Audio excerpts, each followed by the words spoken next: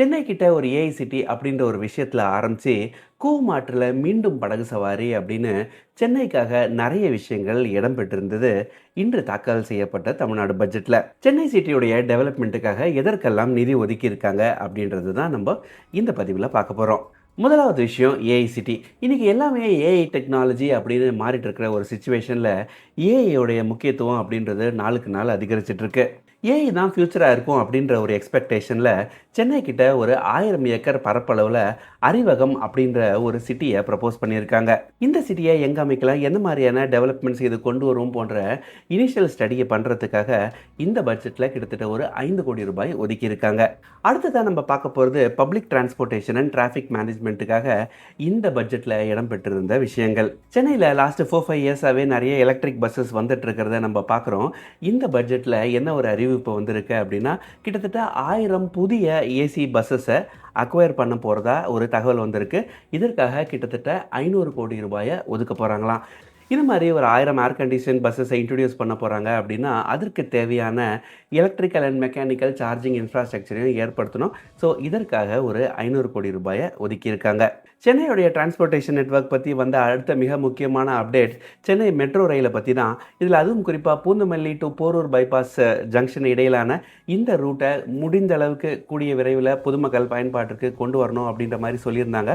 அது மட்டும் இல்லாமல் ப்ரப்போஸ்ட் எக்ஸ்டென்ஷன்ஸான Chennai airport to Kilambakkam, Koyambedu to Pattabiram via Avadi, Poonamallee to Sunguvar Chatram via Sriperumbudur, இந்த மாதிரியான ப்ராஜெக்ட்ஸை சென்ட்ரல் கவர்மெண்ட் அப்ரூவலுக்கு கொண்டு போகிறதுக்கான முயற்சிகள் எடுக்கப்படும் அப்படின்ற மாதிரி சொல்லியிருந்தாங்க. சென்னையுடைய பப்ளிக் டிரான்ஸ்போர்ட்டேஷன் அண்ட் டிராஃபிக் மேனேஜ்மெண்ட்டுக்காக அவங்க சொன்ன கடைசி விஷயம், நம்ம சென்னையில் இன்டெலிஜென்ட் டிராஃபிக் மேனேஜ்மெண்ட் சிஸ்டம் ஒன்று கொண்டு வர போகிறாங்களாம். இதை யாருடைய துணையோட இவங்க பண்ண போகிறாங்க அப்படின்னா, எம்டிசிஎன் சென்னை போலீஸோட உதவியோட இந்த இன்டெலிஜென்ட் டிராஃபிக் ஹேண்ட்லிங் சிஸ்டம், அதாவது டிராஃபிக் மேனேஜ்மெண்ட் சிஸ்டமை நம்ம சென்னை நகரில் இம்ப்ளிமெண்ட் பண்ண போகிறாங்க. ஸோ இதற்கான நிதியை ஒதுக்க போகிறதா அறிவிச்சிருக்காங்க.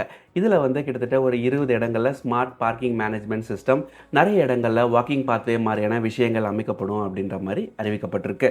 அடுத்தது ஒரு மிக முக்கியமான விஷயம், வாட்டர் ஃப்ளட்டிங் அண்ட் ரிவர் ரெஸ்டரேஷனுக்காக இந்த பட்ஜெட்டில் இடம்பெற்றிருந்த விஷயங்களை நம்ம பார்க்கலாம். 2030-31ஆம் ஆண்டுக்குள்ளே சென்னையில் இருக்கிற எல்லா வாட்டர் டிஸ்ட்ரிபியூஷன் ஸ்டேஷன்ஸையும் கனெக்ட் பண்ணிடணும் அப்படின்ற ஒரு ப்ரப்போசல் ஒன்று வச்சுருக்காங்க.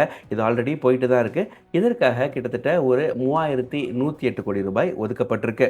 இந்த ப்ராஜெக்டை ரிங் மெயின் பைப்லைன் சிஸ்டம் அப்படின்னு சொல்கிறாங்க. இந்த ப்ராஜெக்ட் ஆனது கம்ப்ளீட் ஆகிற பட்சத்தில் நம்ம சென்னை நகருடைய எல்லா பகுதிகளுக்குமே குடித்தண்ணீரானது வழங்கப்படும் அப்படின்னு சொல்கிறாங்க. ஸோ இதற்காக கிட்டத்தட்ட 3100 கோடி ரூபாயை ஒதுக்கியிருக்காங்க. ரிவர் ரெஸ்டரேஷன் அப்படின்ற ஒரு விஷயம் இந்த பட்ஜெட்லேயும் இடம் பெற்றிருக்கு. ஒவ்வொரு பட்ஜெட்லேயும் அது இடம் பிடிக்குது.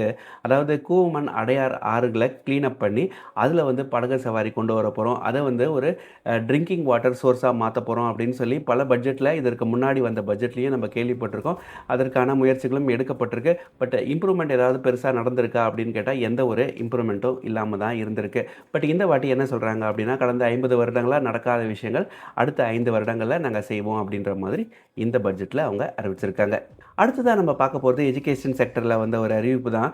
இதற்காக இவங்க என்ன சொல்லியிருக்காங்க அப்படின்னா, ஐஐடி மெட்ராஸோடைய உதவியோட ஒரு ஏஐ இண்டஸ்ட்ரி டெவலப்மெண்ட் ப்ரோக்ராம் ஒன்று கிரியேட் பண்ண போகிறாங்களாம். ஸோ அதற்கான பட்ஜெட் அண்ட் இன்வெஸ்ட்மெண்ட்டை ஒதுக்க போகிறதா தெரிவிச்சிருக்காங்க.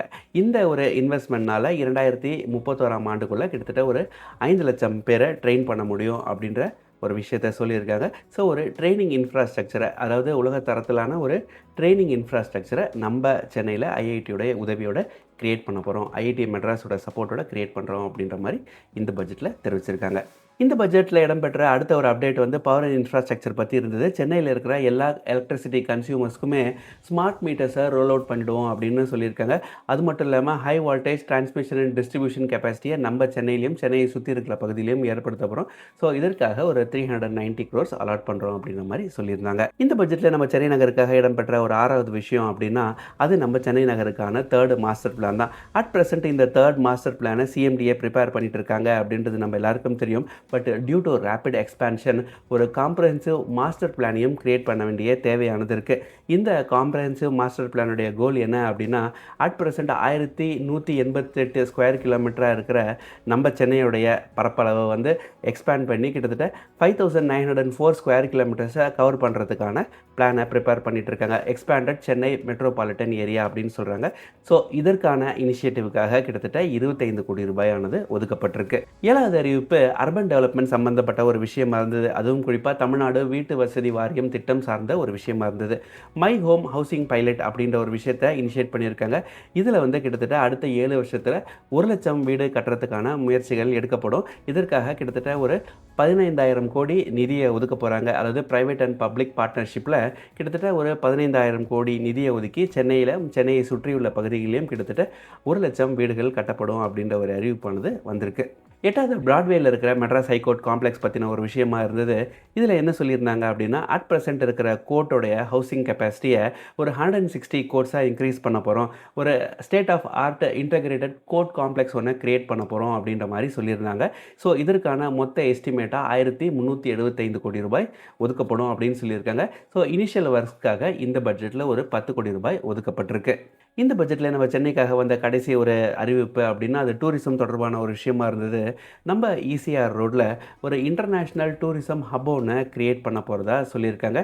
ஸோ இதற்காக 200 கோடி ரூபாய் செலவு செய்ய போகிறதாகவும், இதோடைய டீட்டெயில்டு ப்ராஜெக்ட் ரிப்போர்ட்டை ப்ரிப்பேர் பண்ணுறதுக்காக, அதாவது இனிஷியல் அனாலிசிஸ் ரிப்போர்ட், ஃபீசிபிலிட்டி மாதிரியான விஷயங்களை கிரியேட் பண்ணுறதுக்காக ஒரு 5 கோடி ரூபாய் நிதியை இந்த பட்ஜெட்டில் அவங்க ஒதுக்கியிருக்காங்க.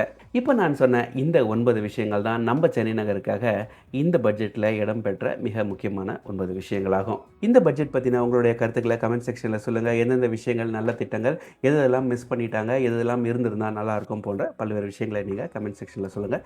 இந்த வீடியோவை பார்க்குற நண்பர்களுக்கும் அந்த கமெண்ட்ஸை படிக்கிற நண்பர்களுக்கும் யூஸ்ஃபுல்லாக இருக்கும். இதே மாதிரி நம்ம சேனலில் இருந்து நிறைய தகவல்களுக்கு மறக்காமல் நம்ம சேனலை சப்ஸ்கிரைப் பண்ணி வச்சுக்கோங்க. நன்றி, வணக்கம்.